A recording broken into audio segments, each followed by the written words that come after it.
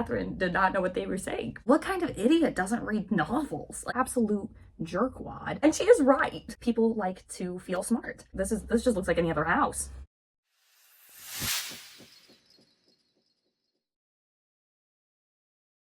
Welcome to Read and Ramble, where I read and you listen to me ramble. Today we're going to talk about one of Jane Austen's least popular novels, Northanger Abbey. So Northanger Abbey was published in 1817, I believe after her death, but it was one of the first, if not the first novel that she wrote.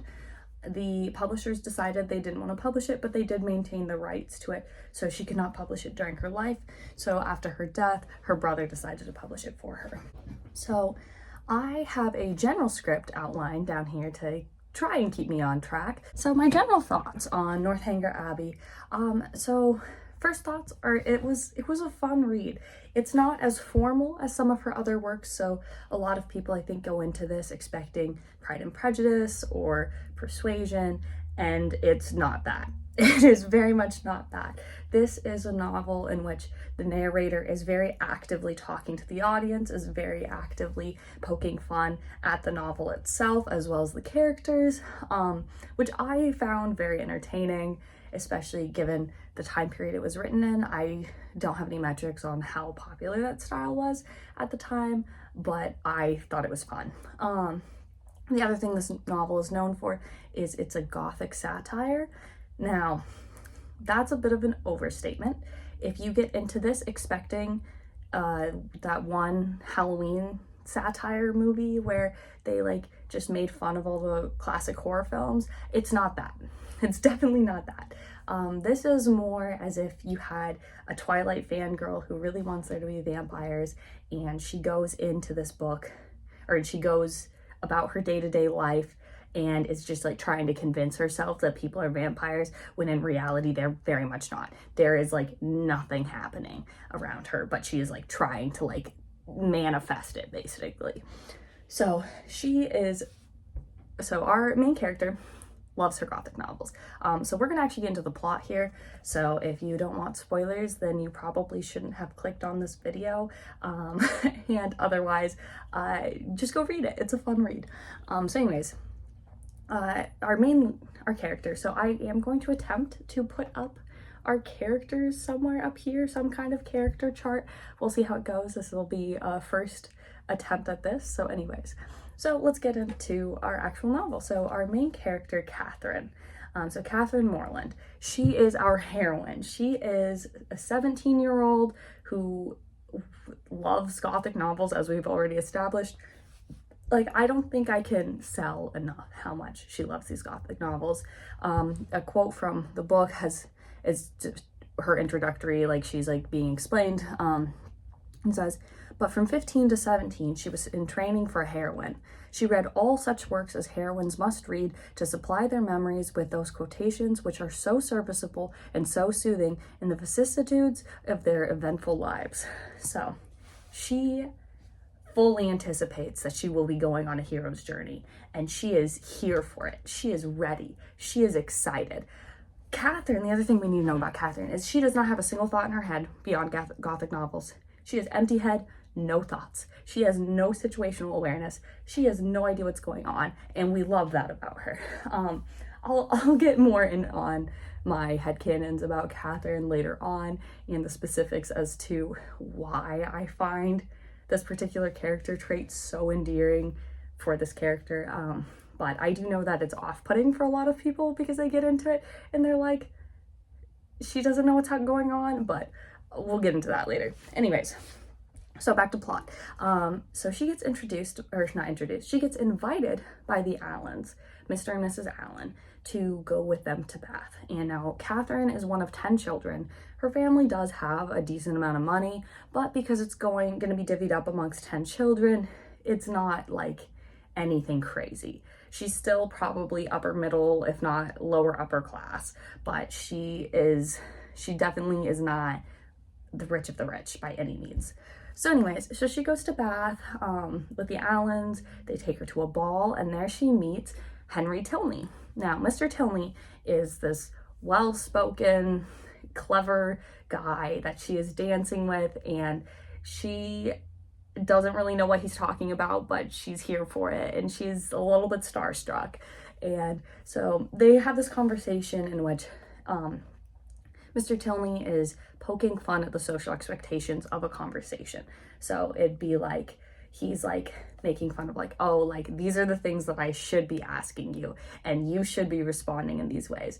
And like she's like not entirely following this, which seems to me to be more because she doesn't know what's expected in the first place than her just not understanding what he's saying.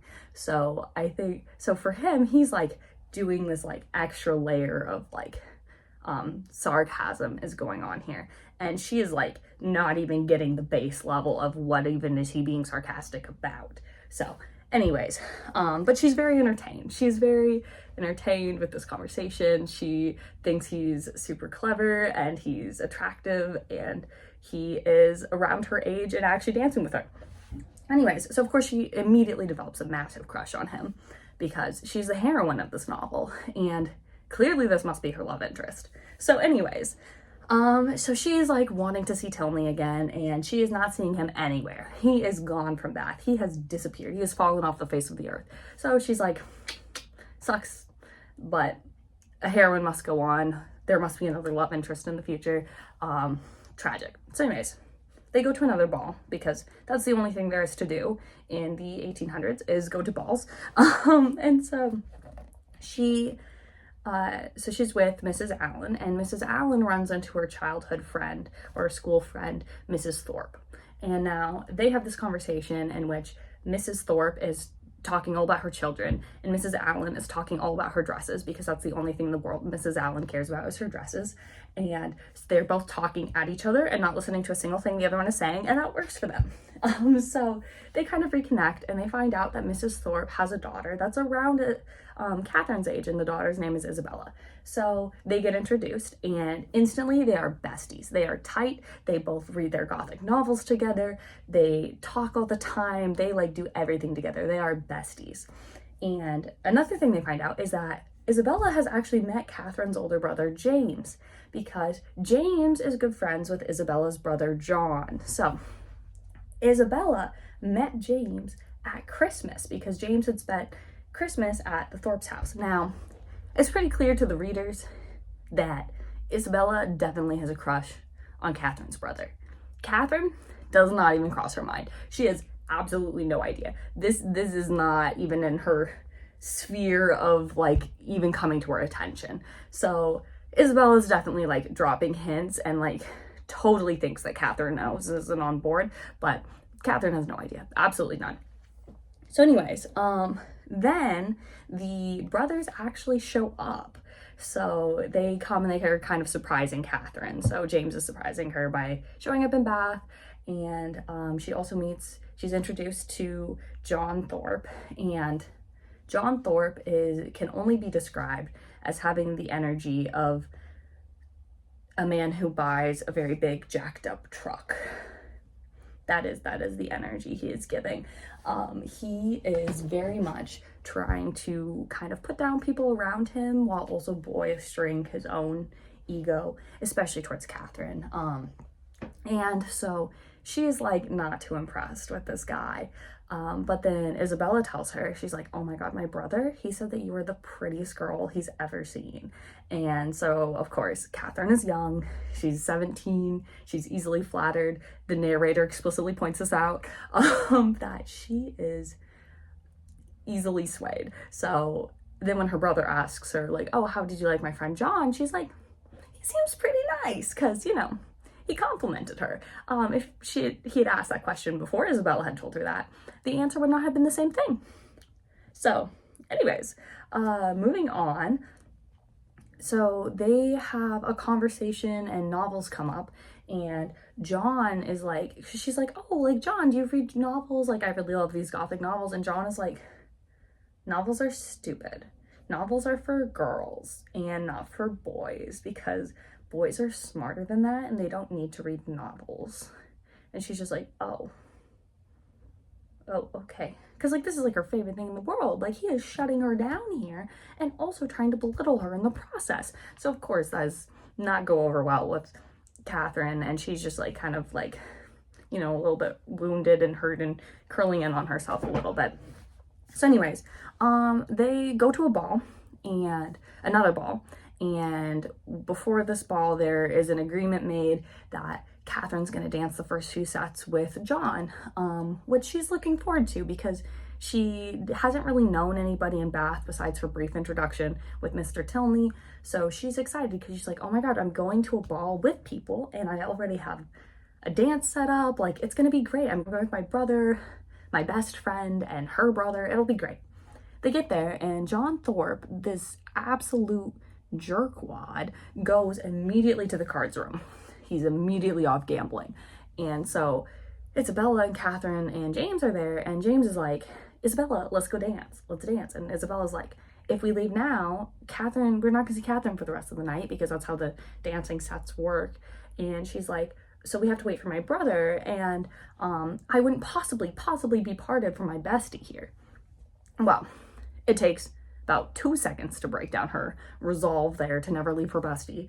And James is like, oh, come on, let's just go dance. And she's like, Catherine, I love you, I adore you, but your brother just worn me down with his 2 attempts to get me to dance here. So I'm gonna skedaddle, find us later. And Catherine's like, oh, okay. As she gets left here, not knowing a soul in sight, and so waiting on her jerkwad brother. Anyways, so she's sitting there and she's just like, I don't know anybody, this is super uncomfortable. She's like, a heroine, because remember, she thinks she's the heroine of her gothic novel. She's like, a heroine would never let this get to them. She would be, you know, save face and just be very like reserved and whatever about it, right? Anyways, she happens to see Mr. Tilney, and he's with a young woman, and so immediately Catherine decides that this young woman must be his sister, and I'll read the quote here.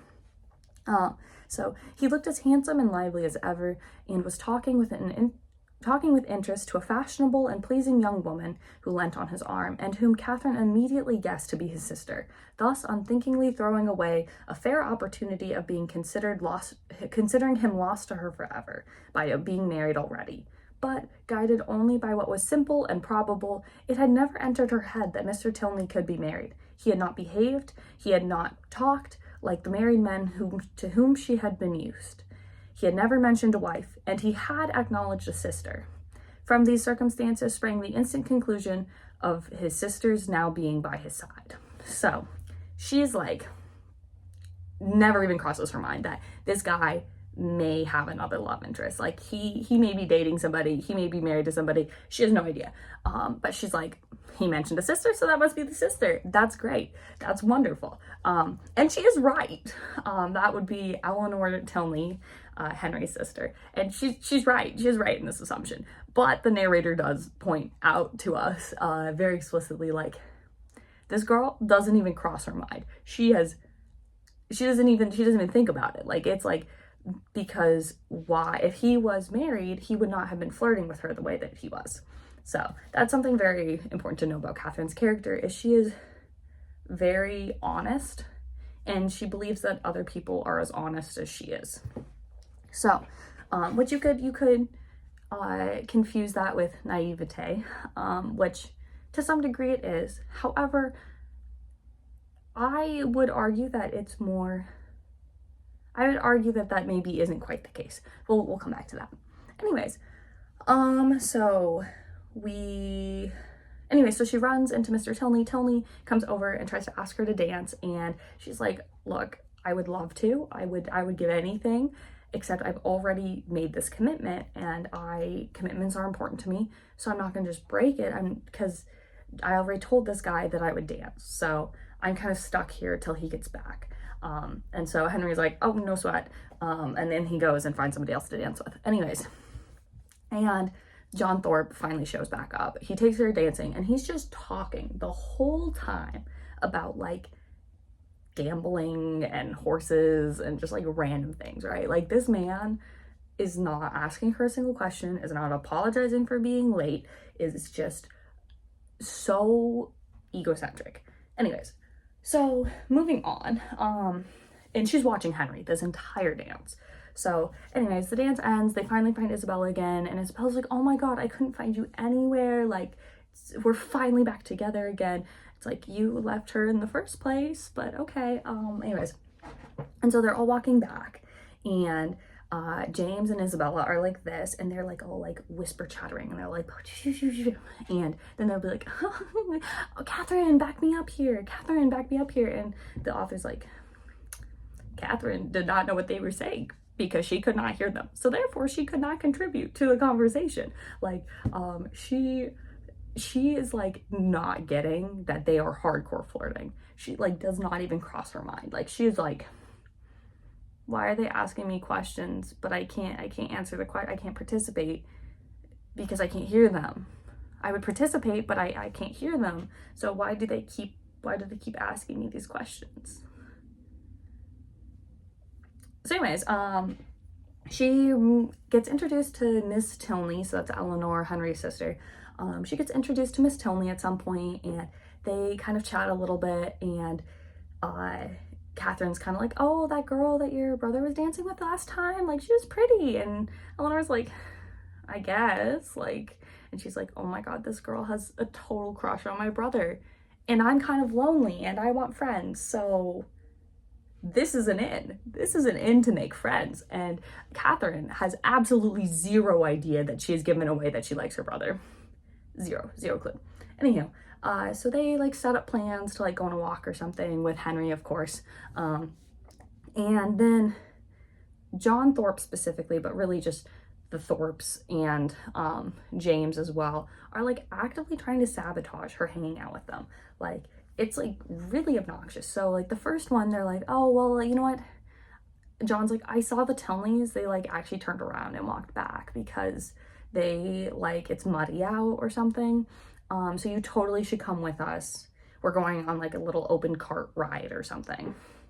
And Catherine's like, well, are you sure they're not coming? And he's like, yeah, like I totally saw them turn around.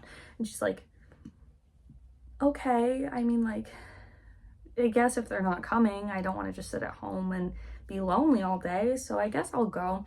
And so they get split up into two carts. It's Isabella and James, of course, and then John and Catherine. And John is driving like an absolute madman. He's a terrible driver, and she's like very uncomfortable in this cart. And then she sees the Tilneys walking, and she's like, oh my god, they are coming, like, stop the cart, I'll run after them, I'll explain the situation. And John's like, too late, we passed them, no can do. And she's like, what do you mean? Anyways, so she then has to go and try and apologize. And so she goes to the Tilneys, and she like knocks on the door, and the servant's like, oh yeah, let me just go get Eleanor. And she's like, okay. But then the servant comes back, and she's like, oh, actually Eleanor's not here, like she can't see right now. And so Catherine is just crushed because she's like, she totally is here and just doesn't want to see me because she's upset.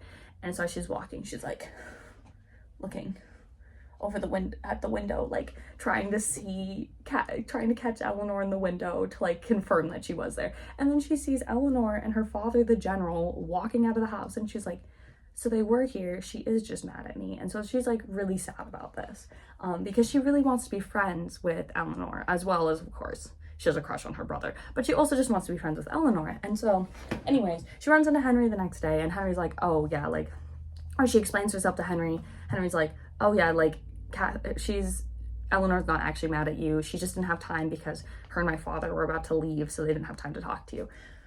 So let's set up another date. And she's like, fantastic, let's do that. So they have another plan to go walking, and once again John and the merry men are trying to like interrupt this like hangout session she has planned. Like, she's like, I have this scheduled, and they're like, oh, just tell them that you forgot you had a prior engagement, like, you totally, like, we're going to this other town, like, you absolutely have to come with us.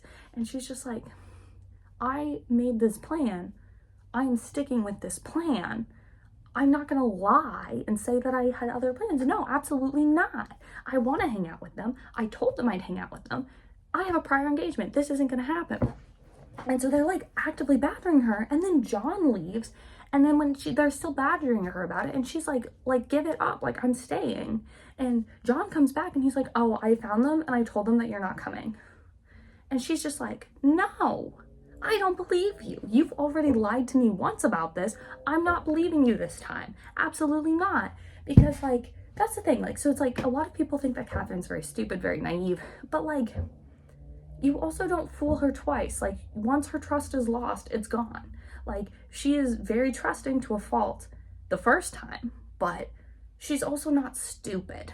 Like, anyways, so she is like, absolutely not, like, you're lying to me, this isn't gonna happen. So they go off, and sure enough, Henry and Eleanor show up, they go on their walk, it's very nice, they have a lot of conversations, they're like hanging, like, Henry is very much teasing him and his sister, or her and his sister, there we go. He's teasing Eleanor and Catherine, and Eleanor's like, cut it out, because he's very much, he's like poking and really trying to get a reaction here. And Eleanor's like, she's gonna think you're mean. Stop it, I'm trying to make a friend here. Stop it, like, cut it out. And she's like, stop, you're teasing her the way that you tease me. And Catherine's having a great time. Catherine, like, doesn't really know what he's talking about. She's a little bit like, I have no idea what's going on, but she's here for it. She is having a vibe. She is excited to be here. She loves listening to Henry talk, even though she doesn't really understand what he's talking about half the time. And like, his sister is like, she's gonna leave us, because Eleanor really wants to be friends with this girl, because Eleanor is very lonely. Like, you don't learn that she's lonely till way later, but she's like, she's really lonely, and she's like, I like this girl, stop, you're gonna scare her off. And so anyways, the other thing that I want to address while we're in this little section of the book is one of the critiques levied against this book. So it is a book that has been accused of being sexist, or enforcing like sexist gender norms, etc., which I do see why. So I'm going to read the quote that people tend to point out when they're making these claims, and then we're going to break it down. So to give some context, like, they're talking about like the landscapes and like painting and art or something, like things that she doesn't really know that much about. So she's feeling like, she's like, I wish I knew more so I could participate better in this conversation. And of course, Henry is enjoying just like showing off, right? Like, he's loving that he's so smart and he can tell her all these things, right? Anyhow, so the quote is, she was heartily ashamed of her ignorance, a misplaced shame. Where people wish to attach, they should always be ignorant. To come with a well-informed mind is to come with an inability of administering to the vanity of others, which a sensible person should always wish to avoid. A woman, especially if she have the misfortune of knowing anything, should conceal it as well as she can. So anyways, and then it goes on to basically be like, look, guys like ditzy girls, essentially, is what it's saying. So if we break down what this is saying, it's saying, well, first of all, people like to feel smart. And so if you're trying to get into a relationship with somebody, sometimes you play up what you're not good at, or like even things that like what the other person is good at, pretend you're not good at it, because you're like trying to appeal to their ego, trying to make them feel better about themselves, right? Like, you can see it even just like when if you have a jar that you can't, like, you could open it but you don't really want to, so you like give it to like even like your brother or your male friend or something, or of course like your boyfriend or significant other, and then they open it, like they have a sense of satisfaction and achievement because they're like, they helped you, right? And the same thing happens when it comes to like intelligence-based things. And it's like, I mean, there's a reason the term mansplaining is a thing. This is particularly prevalent when it comes to men. Men like to feel smart. I am a software developer in my day job. Well, currently I'm in school, but as you can probably tell by the dorm room behind me. And so, but definitely, especially in STEM fields, you get a lot of men like to feel smart, and they don't like it when you're smart, because they feel like they are being undermined, or they feel like it's like more of an attack than if it was coming from another man. So that's a reality of the situation to this day. So this quote, it's also coming at a time period where women's like whole security in life is based around marrying a wealthy man. And so yeah, it makes sense that the author is going to advise that you play dumb in order to secure a relationship. So I feel like this quote, out of context, yes, I can see where people say, oh, this is enforcing sexist gender roles or whatever. But the reality of it is, this quote is still prevalent today. And at the time, it was good advice. So that's my little 2 cents on that particular quote.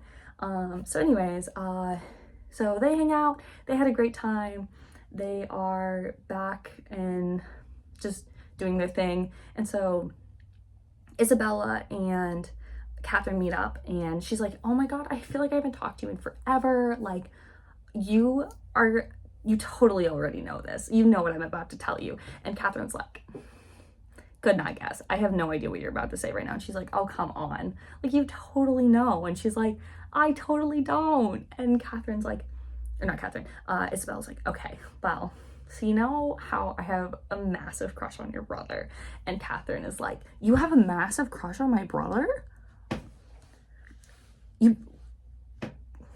I had no idea you had a crush on my brother. And Isabella's like, we're engaged. And Catherine's like, say what? Like, this girl, this empty head, no thoughts, socially unaware girl is sitting here, and she is totally taken aback. She had zero clue that they were even flirting, much less that they were in the trajectory of a relationship. Like, they have been flirting this entire book. Very blatantly. It has been clear as day. The other person who has been flirting is John Thorpe. He's been flirting with Catherine. She also has not recognized that one either. To be fair, a lot of it is just him being a jerk. So it's not good flirting, but it is technically flirting. Anyways, just that little aside. So anyways, James like rides home to go talk to his parents, and Isabella is just like, oh my god, like, I can't wait for him to come back. Like, oh my god, what if your parents don't like me? What if they say no? And Catherine's like, my parents are chill. If my brother's happy, they're happy. She's like, they're fine. They don't care. You're good. You're good. Like, you do not need to be freaking out like this. She's freaking out. Anyways, so they finally get the letter. And surprise, surprise, the parents are fine with it. Now, they also get news, though, that Catherine is, or that, because there's 10 children, right? There are the 10 kids, the fortune's gonna have to get divided. So, therefore, James is not getting that large of an allowance kind of deal. Like, he's not getting that much money from his parents. And of course, at this point, like, people don't always have jobs, so he doesn't really have other income that at least is explicitly defined. He is in school, he's in university, but so that is the first thing, which Isabella seems very put off by. Like, she's like, oh, he's not getting very much money. And Catherine's like, you're kind of like, this feels odd. Like, you like my brother, it shouldn't matter how much money he's making. But then the other thing that's mentioned in the letter is they wouldn't be able to get married for another 2.5 years, because that's when he's going to be able to have access to this money. Now, Isabella plays it off like what she's upset about is about that 2.5 years, but as the reader, you can see clear as day it's about the money. And Catherine originally did believe it was about the money, but she believes people when they say something, because why would you say something you don't mean? And so Catherine is like, so when Isabella says, oh, it's because of this, Catherine's like, okay, like, that tracks, that makes sense. She's like, that's still, like, you're kind of dramatic, but that makes sense. And so she just, like, puts it aside. So she did know what was happening there, but then she was deterred by Isabella. And so anyways, then they're at this ball and James still isn't back. And so Isabella is just like, I won't dance at all. I couldn't possibly dance. I'm too despondent to dance. And so they're like sitting, and they see the Tilneys. So Catherine's over talking to Henry, and Henry's brother, Captain Frederick Tilney, has come to town. And he sees, and his Henry's older brother, and he sees Isabella, and he's like, oh my God, introduce me. And Catherine's like, she's not gonna dance. Like, she said on the way here, she's not gonna dance because, you know, like, she's just like not feeling it. Like, she's like super sad. And he's like, there's no harm in me asking. And so Henry goes and introduces them. Next thing you know, Isabella's dancing, and Catherine's like, okay, this isn't what I thought was. She's like, what? So she talks to her afterwards, and she's just like, I thought you said you weren't gonna dance. And Isabella's like, well, he just wore me down. I just had to, because I figured it would be less energy than just sitting there. But the entire time I was dancing, I just wanted to sit down. And so Catherine's like, okay, that tracks. And so they are continuing on their way. And so then at some point, I think this happened before this, but anyways, at some point John is leaving. Finally, the jerkwad is leaving. And so he gets a moment alone with Catherine though, and he's like, so marriage, right? Marriage is pretty cool. And Catherine's like, sure is. And John's like, you know, money doesn't really matter, right? If two people like each other, right? And she's like, well, as long as somebody has enough money to, you know, keep you both afloat, then yeah. He's like, yeah, we have the same thought. We're the same. You and I, we're the same thought process here. And she's like, okay. And he's like, so what if I came and visited your family? And she's like, the more the merrier, I guess. And he's like, great. He's like, I also only like to see people that I really want to see. Like, if I don't want them there, then I don't want them there. Like, so like, he's taking this and he's extrapolating, and he is like adding his own stuff on top of what she's saying and twisting it. She did not say that she wanted him there. She just said, there's a lot of people in that house. Sure. And so anyways, he takes this as like an encouragement, because she doesn't realize that he is like low-key asking her if she wants to marry him. And so he's taking all of her responses here as encouragement, which he should not be. He is entirely like projecting onto this conversation. Like, she is not leading him on here. He is entirely doing that to himself. However, she also does not even realize that he is trying to ask her out here. She had no idea. It does not even cross her mind that he is interested in her, much less because she likes Henry. She has made that abundantly clear. She has, in her mind, she has never given him one bit of encouragement beyond like general politeness. So, as her best friend's brother and brother's best friend. So she does feel like she owes him some degree of politeness, anyhow, and civility.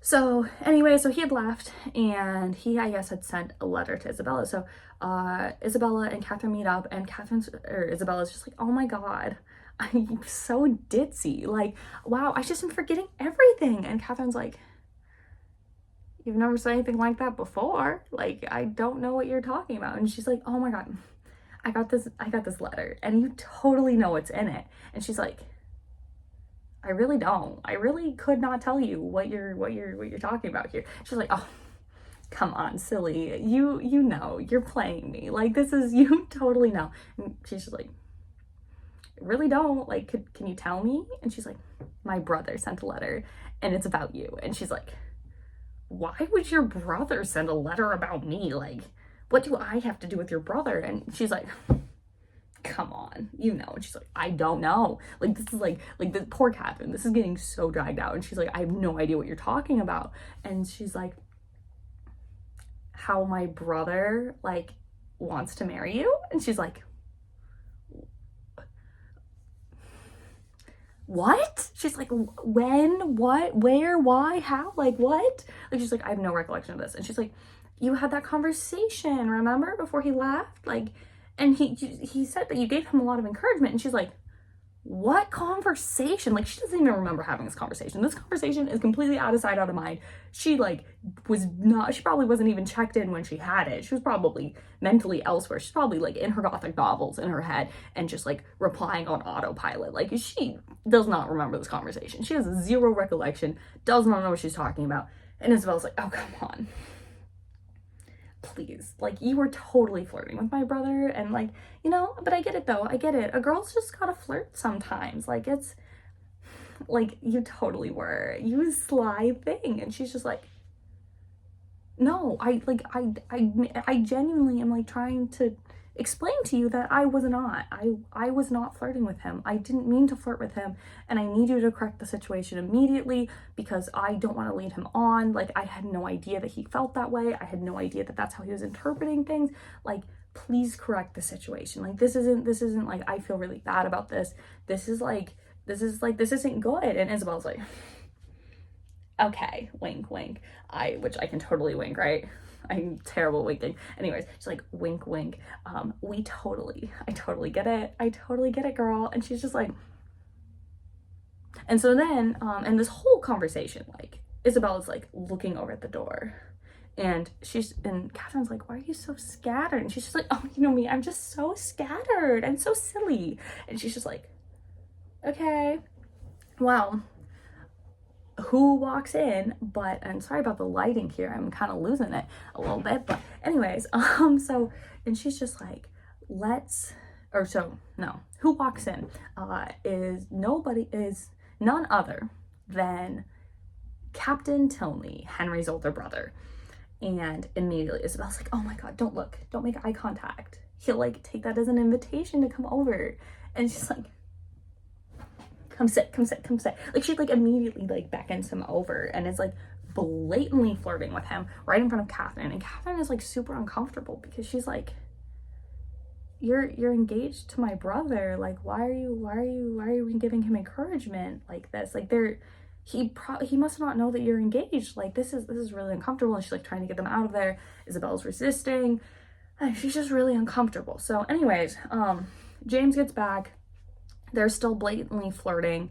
And so she goes to Henry and she's just like, Henry, like, your brother must not know that she's engaged. Like, there has to be some kind of misunderstanding. This is so distressing for me to watch because I love my brother and I love Isabella, and I can't possibly think that she's intentionally hurting him like this. Like, but it is hurting him. Like, I can tell. And like, it's hurting me because it's hurting him. And like, she's like, how could their behavior be like this? Like, she must not be doing this intentionally, but she is unintentionally giving him encouragement. And so he must not know that she's engaged, because who would flirt with an engaged woman like this? Like, and Henry's like, my brother knows. I told him when I introduced them. And she's just like, there must be a misunderstanding. And Henry's like, there's not a misunderstanding. I hate to break this to you. And he's like, I don't know Isabella. I don't know her personality. So I'm not gonna say nothing on her. But as far as my brother goes, he is fully aware of the situation. And she's just like, then I have to talk to Isabella. I have to talk to James. Like, this isn't okay. And Henry's like, stay out of this. Like, this is not on you. Like, James needs to be the one to have this conversation. It's, if Isabella is actually as in love with him as you seem to think she is, then she wouldn't possibly be straying like this. But they need to have this conversation. This is not a you conversation. Like, stay out of this. And she really looks up to Henry, so of course she like accepts his judgment on the matter, as she should in this situation, because it is true. Like, it's not like this is happening behind James's back. This is happening in front of his nose. Like, he is watching this happen. So they need to have this conversation, and she needs to stay out of this. But she's like clearly very upset by this. So anyways, she finds out that the Tilneys are actually going to be going home, and she's very sad about this because she's not going to see Eleanor or Henry anymore. And she's gotten really close with Eleanor. Like, she really likes Eleanor. And so she is glad because she's like, oh, that means Captain Tilney is going to get the hell away from Isabella. So she goes to Eleanor and she's like basically saying goodbyes, and Eleanor is like trying to like get herself to say something clearly. And then the general barges in and he's like, did you ask her yet? And Eleanor's like, well, I was trying to, and then the general just interrupts her because he is a very off-putting person. We'll get there. And so he's just like, well, she was gonna ask, because like Catherine's like hoping that she's gonna ask to stay in touch or like writing letters or something. And the general's like, she's gonna ask if you want to come with us. And Catherine's like, oh my God, would I ever? And especially because she finds out that the name of the place they're going to is Northanger Abbey. And abbeys are where all of the Gothic novels take place. So she is like so excited. She's ready for her Gothic novel. She has been prepared this whole book, and she's finally going to get to go to the setting for the Gothic novel. And so she like talks to her parents are a-okay it, and she finds out that Captain Tilney is not coming with them, so he's still gonna be in town with Isabella and James, which she is very put out by. But anyway, so they're going to the Abbey, and Henry is like poking fun and like teasing her and like being like, oh my, you want to go to the Abbey because you're expecting a Gothic novel. And she's like, of course. And so he like goes and tells her like a little horror story or whatever about like the room that she gets placed in at the Abbey, and like basically he's just like trying to like spook her, but she was like way too into the story to be spooked by it. She's very excited by this, and she's like ready for the cobwebs. She's ready for this. Also during this trip, she doesn't really know what to make of the general because he's very, very welcoming, but he does it in a way that puts her into an uncomfortable position. So like when there wasn't like enough room, like he was like, oh my God, like you need to do this because you're impeding on Catherine.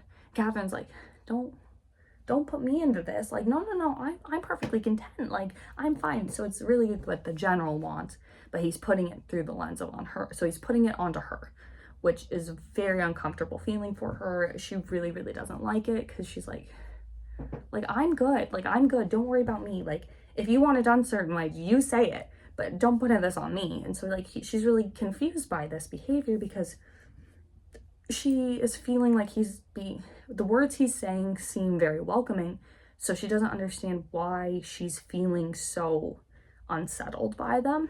So anyways, so they get to the Abbey and she is very disappointed when it is in fact very well kept. She goes in and he's like, and the general's like, oh my God, these are our Victorian windows. And she's like, they're kind of pointy, I guess. There's no cobwebs. Where are the cobwebs? Like, she is here for the dark and gritty, like, she wants her Gothic novel, and this is not it. This just looks like any other house. And so, anyway, she gets put in a room, and she's, like, actively trying to basically somewhere in her little tiny Gothic novel obsessed brain, she's trying to, like, project onto reality. So she sees, like, this old trunk, like, tucked in the corner, and so she goes over and she's like, oh my God, there's gonna be secrets in here. She starts to open it. Then a maid comes in and she drops it. It's super loud. And then the maid leaves. And then she opens it again, and this time Eleanor comes in and she's like, oh, like, yeah, isn't that a neat trunk? Like, it's like really big and heavy, so we kind of shoved it in the corner. But, like, I put like my hats and things in there. And Catherine's just like mortified, right, for getting caught snooping. And I will admit, this whole like Gothic novel parody, satire, like arc of the book is very uncomfortable for me to read. I get a lot of secondhand embarrassment, so there were a couple parts that I just kind of skipped through because I was like, oh, this is too much for me. So anyways, things like this just keep happening. So she gets a tour and the general's being like kind of weird about it, and she finds out that Eleanor's mother had died. So she gets it into her head that the general killed her mother. And then she goes one step further and she becomes convinced that the general is keeping the mother captive somewhere in this estate. And so she's like wanting to, like, because he ends up staying up after they're like going to bed because he's like reading some newspapers or something. And so she's like, oh my God, I need to stay up and look out this window after midnight because I'll be able to see him walking with a light to go give her food or something. And then the narrator says something along the lines of, by the time the clock struck midnight, our heroine had been in bed for like 30 minutes. It's very funny. The comedic timing of the narrator and the little injections is great. Anyways, so yeah, Catherine really thinks that this is happening, and like there's some other little like parody type things that are happening, where it's like she's like, oh my God, and then it turns out to be nothing. But anyway, so she actually goes snooping at one point to go check in the mother's room, and she gets caught by Henry, and it's super uncomfortable and awkward, and Henry's like, what are you doing? He's like, oh, he's like, you gotta get your head out of the gothic novels. Like, what are you thinking? Like, no, my father did not kill my mother or is keeping her captive. Like, I was there when she died. Eleanor wasn't, because Eleanor was like somewhere else, but he's like, I was, my brother was. I promise you that what you're thinking did not happen. So anyways, he's like, my mother's health was always very frail. Like, this was not unexpected. Like, calm down. And so she's like absolutely mortified. She is embarrassed. She's like, oh my God, he hates me. He doesn't, honestly, he just like kind of lets that one roll off. He doesn't really care actually at all. So anyways, and then so she's been waiting this whole time for a letter from Isabella, because Isabella told her that she was going to write all the time because they're besties. And so she needs to write all the time. She's not gotten a single letter. Meanwhile, she had also asked James to write her, and James is basically like, no, like any older brother would. Like, some things do transcend time, like the essence of humanity, and older brothers. So anyways, he's like, absolutely not, I'm not gonna write you. Well, anyway, she gets a letter from James, and she's like, this is weird. Like, she hasn't gotten a single letter from Isabella, but she does get a letter from James. So she opens it, and in it, basically, she finds out that Isabella left him to go be engaged to Captain Tilney. And she's like, oh my, I can't like be here. Like, I can't meet him. Like, she's like, this is like, that would be horrible. And Eleanor and Henry are looking at each other, and they're like, this doesn't make sense. Like, they're like, look, we know our father. He would never let him marry her because she does not have enough money. And which is kind of weird, because at the same time that all this is happening, the general's kind of been insinuating that he thinks that our heroine and Henry should get together. Like, he's been insinuating it the entire time, which Catherine's about as wealthy as Isabella is. So she's like, so it's like really, so she's like, that can't possibly be it. That can't be it. And like, but yeah, so it's like, it's really weird. And they're like, we don't really know what's happening. So she's like, they're like, just stay here, like, we'll figure it out. And she's like, okay. And so anyways, at some point they go, because Henry actually has a different house, and so they go there for dinner. And now before they go, like, the general's like, just like, don't worry about it, just throw something together. And then as soon as the general walks out the door, Henry's like, okay, well, I gotta go 3 days before dinner to make sure that everything's gonna be ready. And Catherine's like, but he just said, like, don't worry about it. Like, she's like, we eat so well all the time, like, you shouldn't have to worry about it. Like, just hang out with us. Like, what do you mean you're gonna go prepare a meal 3 days ahead when he just said throw it together? And Eleanor and Henry just kind of look at each other and was like, I'm gonna go. And she's like, what? And so when they go to have dinner, she's like, he's not surprised that Henry went to all this work to set this up. And she's just really confused by it, because she's like, why would you say something that you don't mean? Like, that's so mind-boggling to her, because she's like, she is very honest and she says what she means. So she's like so confused by these people who aren't. So anyways, and the whole time the general's like very heavily insinuating that she's gonna be the lady of the house someday. And it's like very, very strange. So, and she's like encouraged in her crush. And also this whole time, like, Henry has started to like kind of like reciprocate a little bit more than where at the beginning he was maybe more just flirting to flirt. He's been a little bit more like actively like in the direction of an engagement. So anyways, at some point the general like has some business in town, so he leaves, and Eleanor and Catherine have a great time. Like, they are bonding, they are like so close now, because also Isabella is dead to Catherine. Like, she gets a letter from Isabella where Isabella's like, oh my god, there was this misunderstanding. Like, so her and Tilney are not actually engaged. She thought that she had him in the bag and left James because she thought that she could get more money with him. But that did not happen, because Captain Tilney was just kind of playing her. So anyways, but so Isabella's like dead to her, because once again, it's like, Catherine is very trusting the first time around, but once you lose her trust, it's gone. And that's the case for Isabella. Like, she's like, you're not gonna fool me. You're not gonna fool me by saying that there's some misunderstanding. Like, there's no misunderstanding. You're lying to me. Like, no. So she's dead. Isabella's dead to her. So anyways, she goes, so she's like bonding with Eleanor. Like, Eleanor's kind of her new bestie. Like, she's having a great time. And then there's like a carriage that pulls up, and she's like, oh, this must be like your older brother. Like, I don't want to meet him right now, because, you know, the whole thing with her brother, with James, is just too fresh. So she goes upstairs, and next thing she knows, Eleanor's coming up and just in tears. Because the other thing was, earlier this day, Catherine had talked to Eleanor, and she was like, look, I've been here a long time, like, maybe I should be getting home. And Eleanor's like, you want to leave? And she's like, I want to be here, but I've also been here a long time. I don't want to overstay my welcome. And Eleanor's like, oh my, don't even think about leaving until you've been here at least as long again. Like, don't even think about it. So anyways, when she comes up, and she's just distraught, like, she is like, something is horribly, horribly wrong. And Catherine's just like, what's wrong?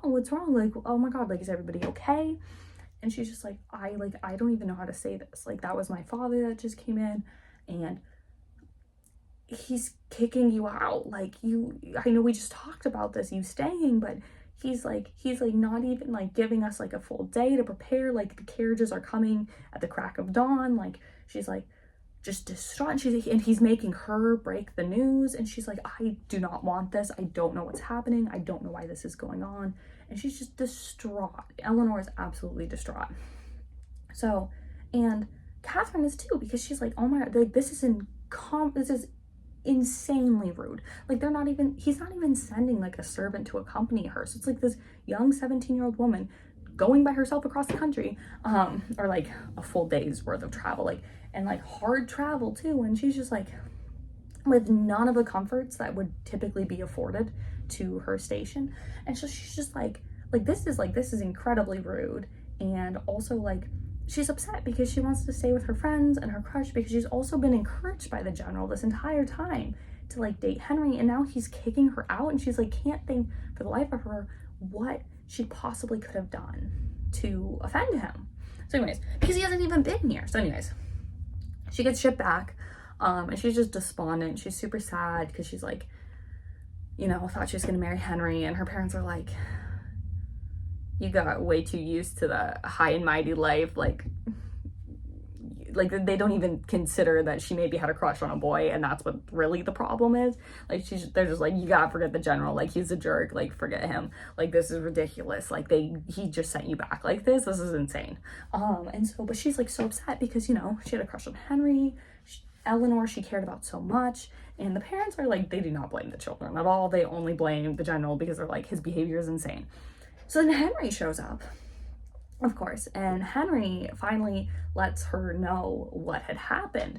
So basically what had happened was, back in Bath, way back, like a couple months ago, or whenever this book started, like somewhere in there, the general had met John Thorpe. Now, John Thorpe is, as we know, a massive exaggerator, and he also likes to stoke his ego. So at this point, he thought that he was going to get engaged to Catherine. So he oversold how much money she had by a significant degree. So the general thought that she was really wealthy. And so because he thought that she was really wealthy, he was like, this is a perfect match for my son. So that's why he was encouraging them to get together so much, because he was like, oh my God, she's rich. Perfect. So then when he had gone into town again, he'd run into John Thorpe again. And this time, because John Thorpe had been rejected, he basically had nothing good to say about her.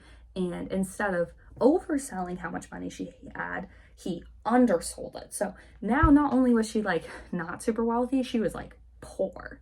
And so the general felt like he would be just horribly betrayed. Like, they were like, Catherine had betrayed him. Like, Catherine was the one lying. And it wasn't just, you know, him making these assumptions and listening to this random dude off the street.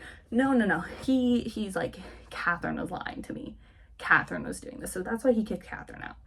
And then, so she goes, and so she's like, oh my God, like, she's like, what? Like, I did not once, like, misrepresent myself. And Henry's like, no, I totally know. Like, this is my dad, but my dad has to blame somebody, and it's not going to be himself.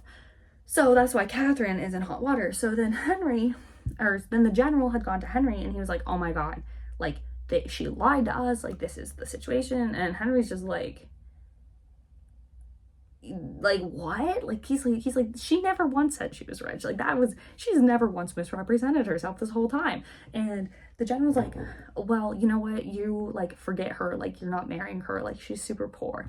And Henry's like, no, like you have been encouraging this the whole time. Like at the beginning I just thought she was kind of cute and I liked the attention, but then like I've actually like grown feelings for her because like you encouraged it. And so, and I, in my mind, have committed myself to her. And since I honor my commitments, I'm not just gonna dump her now that you think that she's not good enough.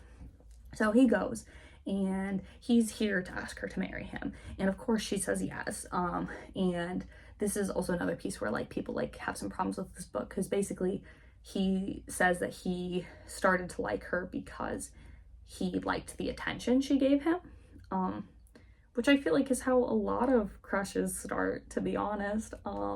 So I understand why people don't like the fact that that's part of the confession, but it's also not inherently a problem. Because once again, we go back to that quote earlier, like this relationship, sure, there is definitely some degree of attraction here. Like their dynamic is fun. They get on well. Like he likes to tease.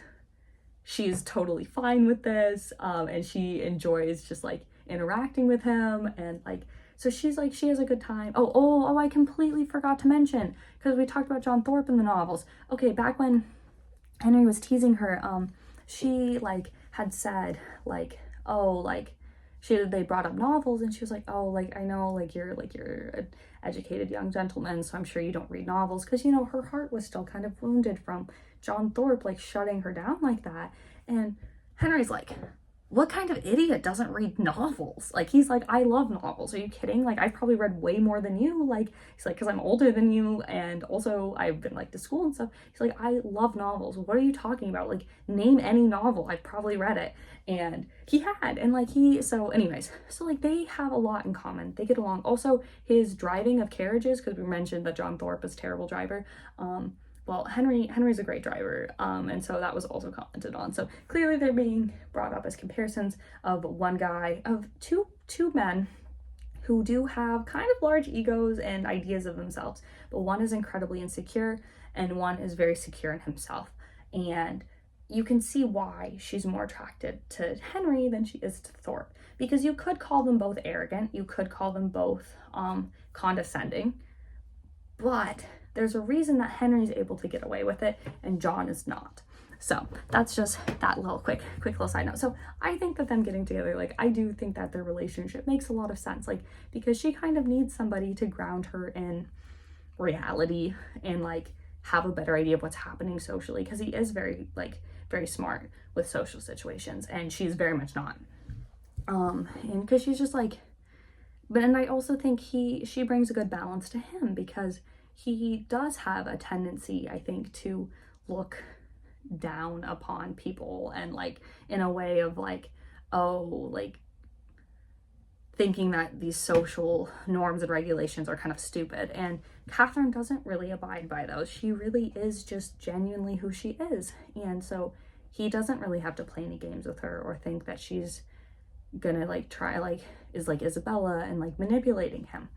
She is just who she is, and she believes that other people have good in them too, and that other people are going to be honest the same way she would be honest. So anyways, for both of these reasons, I think that they're very compatible. I think that they're a really cute couple. Anyways, so they get her parents' permission, and her parents are like, I've never heard your name before, but sure, as long as you get your dad's permission. So then they're writing for like a year, because the general keeps saying no, because he's like, she's poor, and she's like, no, absolutely not. And then Eleanor gets married to this rich dude, and there's like a comment made about how it's like ridiculous to bring in a character that you've never even seen in the last like couple pages of the book, but they're like, oh, actually we're gonna tie it into this earlier event that happened in the Gothic arc, and it's just kind of funny. I'm amused by it, because it's like, here's the thing, she's like calling out, it's funny. Anywho, and then when the general's like in a good mood because Eleanor married super rich, they bring it up again, and they also are like, hey, you know how John Thorpe said she was super poor? She's actually not. She's like more in the middle here. And the general's like, fine, whatever, just get married. And so they do. And yeah, that is Jane Austen's Northanger Abbey. So the other thing I wanted to talk about really quick before we wrap up here, since I know this video is already going to be very long, is Catherine herself. So one of the big things that people have a problem with this book is Catherine, because they think that she's just really dumb and she makes a lot of decisions that like don't make any sense, and like she thinks a lot of things that are just like she like doesn't, like she's completely socially unaware, and they're like, how could she possibly not know what's going on to this degree? How could she possibly have like spooked herself into thinking that this was a gothic novel? Like, how could she possibly have missed that her brother and Isabella were flirting? Like, she's dumb, etc., etc. Now,